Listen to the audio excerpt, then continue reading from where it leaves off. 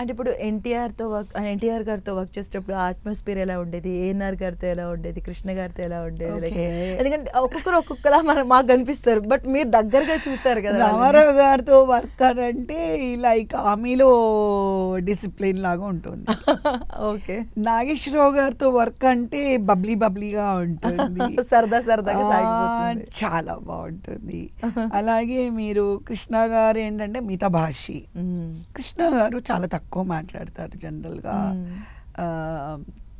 చాలా shy person అయినా చాలా తక్కువ మాట్లాడతారు.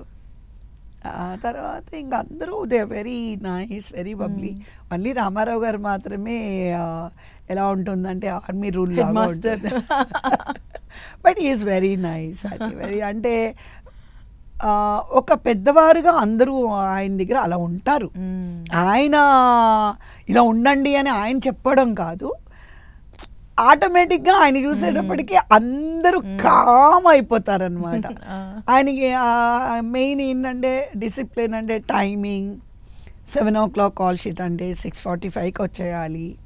పెద్దవాళ్ళందరూ అంతే, శివాజీ గారు కానీ, ఎంజి రామచంద్రన్ గారు, నాగేశ్వరరావు గారు అండ్ రామారావు గారు 7 o'clock. ఇప్పుడు రామారావు గారు షూటింగ్లో మేము ఉన్నాము అని అంటే 7 o'clock అంటే మేము 6:30కే వెళ్ళిపోతాం, ఎందుకంటే 6:45కి ఆయన వచ్చేస్తారు.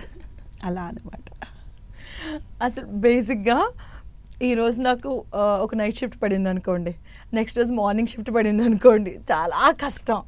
అలాంటిది మీరు ఆ టైంలో 4 షిఫ్ట్లు చేసేవాళ్ళంటే అసలు ఎలా సాధ్యం? అసలు రహస్యం ఏంటి అసలు? నాకే డౌట్గా ఉంది. ఎందుకంటే చాలా కష్టం.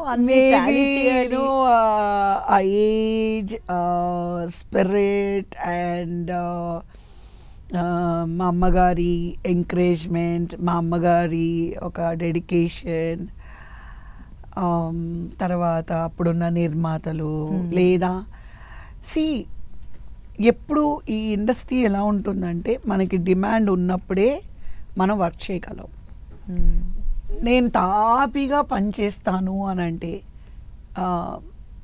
డిమాండ్ లేని తర్వాత మీకు సినిమాలు కావాలంటే రావు, ఉన్నప్పుడే చేయాలి. సో బట్ మా అమ్మగారు, అంటే మా అమ్మగారు కాదు డేట్స్ అప్పుడంతా వెంకన్న బాబు గారు అని చెప్పి ఆయన ఒక 23 ఆర్టిస్టులకి చూసేవారు, డేట్స్ చూసేవారు. సో మేబీ నేను ఎప్పుడు ఆయనతో మాట్లాడలేదు, అమ్మ మాట్లాడతారు. అమ్మని అడుగుతుండే, అమ్మ నిద్ర వస్తుంది అంటే సరే గ్యాప్ దొరికినప్పుడు అంతా నిద్రపో అని చెప్తూ ఉంటారు అనమాట. ఎప్పుడు తలగడ దుప్పటి కార్లో ఉంటుంది పర్మనెంట్గా.